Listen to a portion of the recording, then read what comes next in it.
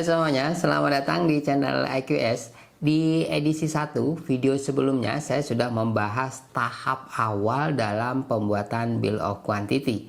Jadi di video edisi 1 sudah saya jelaskan langkah-langkah sebelum kalian melakukan perhitungan. Untuk lebih detailnya kalian bisa cek link video yang ada di deskripsi. Dan kali ini saya akan lanjutkan ke edisi yang kedua dalam edisi kuliah QS, di mana edisi 2 ini akan saya jelaskan perihal unit price, analisa harga, sampai ke overhead dan profitnya.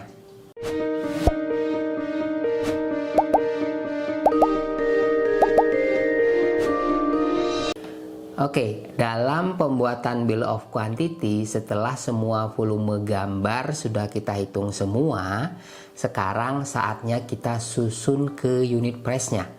Nah, sebelum kita tambahkan unit price ke dalam item yang sudah kita susun, yang pertama, pastikan analisa harga satuan pekerjaannya sudah ada.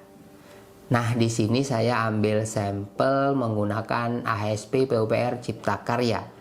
Di AHSP ini yang perlu kita lakukan adalah update untuk harga upah dari pekerja, tukang, kepala tukang, mandor, dan lain sebagainya. Jika sudah, lalu kita update juga untuk harga materialnya. Semua harus diupdate ya. Dan pastikan harga yang kita gunakan tersebut, baik upah maupun material, itu sesuai dengan lokasi proyek yang sedang dikerjakan. Kalau proyek di Jawa Tengah, ya kalian harus update sesuai dengan upah dan harga material di daerah Jawa Tengah. Kemudian yang kedua, koefisien dalam analisa harga. Untuk koefisien yang ada di dalam analisa harga satuan pekerjaan ini tidak perlu kalian rubah-rubah, karena koefisien ini sudah ditentukan melalui riset oleh PUPR. Jadi nggak perlu repot dalam merubah koefisiennya. Namun pertanyaannya, gimana jika item pekerjaan yang sudah kita susun tidak ada ASP-nya ini? Nah, kalian tinggal buat disesuaikan dengan jenis pekerjaannya. Nah, disinilah seorang QS itu dituntut bahwa seorang QS harus mengerti dan menguasai item pekerjaan yang akan dilakukan. Jadi, kalau kalian paham dengan pekerjaannya, kalian itu bisa membayangkan, menganalisa, membuat metode, dan pada akhirnya membuat harga pekerjaan tersebut. Suatu contoh ya, pekerjaan kaca frameless. Di ASP mungkin ada item pekerjaan kaca dengan frame aluminium dan lain sebagainya. Tapi pas pekerjaan kaca frameless itu nggak ada. Nah, bagaimana caranya? Yang pertama, kalian harus tahu pekerjaan kaca frameless itu seperti apa. Dari size, ketebalan kaca, dan lain sebagainya. Nah, ini biasanya sudah ada di gambar. Tinggal kalian hitung berapa lama pengerjaannya. Caranya, hitung dulu berapa manpower minimal yang akan digunakan dalam pekerjaan tersebut. Dari tukang, ya, tukang kaca ya, helper, termasuk tools yang digunakan, termasuk mop demop atau ongkir, aksesoris dan material lainnya, sesuai spek yang ada. Nah, nanti pasti ketemu harga totalnya. Lalu kalian bagi aja ke dalam luasan dari kaca frameless tersebut. Kemudian yang kedua, jika kalian benar-benar blank pengetahuan kalian tentang kaca frameless ini atau item pekerjaan lain lah ya, contohnya yang belum pernah kalian temui di proyek sebelumnya, ya kan?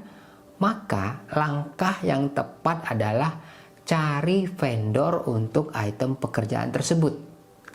Ya, kalau kaca frameless ya tinggal cari vendor kaca. Minta penawaran dari mereka.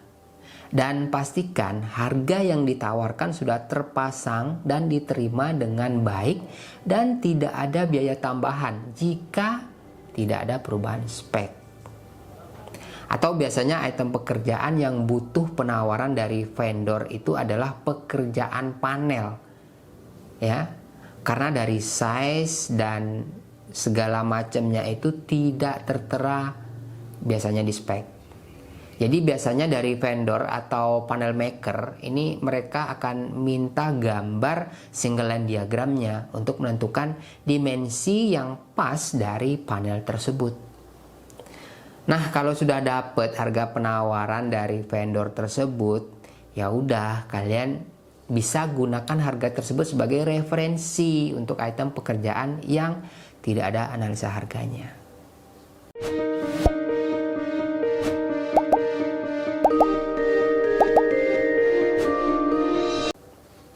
Kemudian yang ketiga, setelah harga diupdate, kemudian buat analisa sendiri untuk pekerjaan tertentu atau collecting harga dari vendor, kalian pastikan semua link di Excel atau spreadsheet kalian berjalan dengan benar. Tidak terjadi error atau salah link, atau yang paling sering itu salah perkalian dan subpenjumlahan. Ini paling sering nih. Jadi ini pastikan kembali semua dengan benar. Lalu di dalam subtotal analisa harga kalian tambahkan overhead dan profitnya. Ini beda perusahaan, beda project, ini standarnya beda-beda. Ada yang 10%, ada yang 15%, bahkan ada yang sampai 50%. Nah, pertanyaan ini tergantung atau mengacu kemana untuk menentukan persentase besaran dari overhead dan profitnya ini. Kalau pengalaman saya pribadi ya di kantor atau di kontraktor saya dulu waktu saya kerja di kontraktor, ini besaran persentase ini saya buat berdasarkan yang pertama lokasi project. Semakin jauh project, maka overhead semakin berisiko tinggi. Apalagi kita belum pernah mengerjakan proyek di lokasi tersebut. Hati-hati. Kemudian yang kedua, metode pelaksanaan yang digunakan dalam proyek ini. Mungkin ada beberapa proyek yang metodenya itu sama. Jadi kita tidak perlu lagi spend money buat metode baru. Dan ada juga metode yang baru yang harus membutuhkan uji coba, riset. Nah, ini juga mempengaruhi dari persentase tersebut. Kemudian yang ketiga, proyek lagi rame apa enggak? Nah, ini sepele ya, tapi terkadang sebagai pertimbangan juga gitu loh. Biasanya kalau kontraktor lagi rame job, ya kan, harga melambung di atas awan gitu loh. Kalau lagi sepi job, harganya mendarat gawat darurat gitu loh. Ini juga bakal mempengaruhi persentase overhead dari profit. Nah, yang keempat, terakhir ini ya, jika tahap 1 harga sudah diupdate, tahap 2 buat analisa atau minta penawaran dari vendor udah, tahap 3 overhead dan profit sudah ditentukan. Terakhir ya, kalian susun semua, rapikan, dan buat summary atau rekapnya. Nah, ulangi tahapan-tahapan tersebut sampai kalian terbiasa melakukannya. Menjadi QS itu tidak hanya dituntut pintar berhitung. Selain itu dituntut juga bisa menganalisa, teliti, negosiasi, dan multitasking.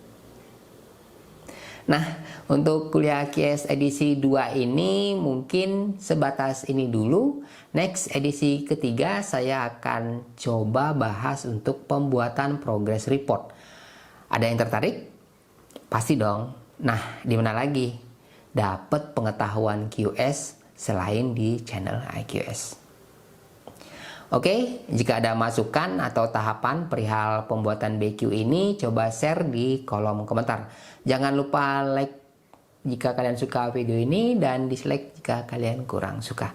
Terima kasih telah menonton. Saya Ngurah Halid. Sampai jumpa di video selanjutnya. Salam QS.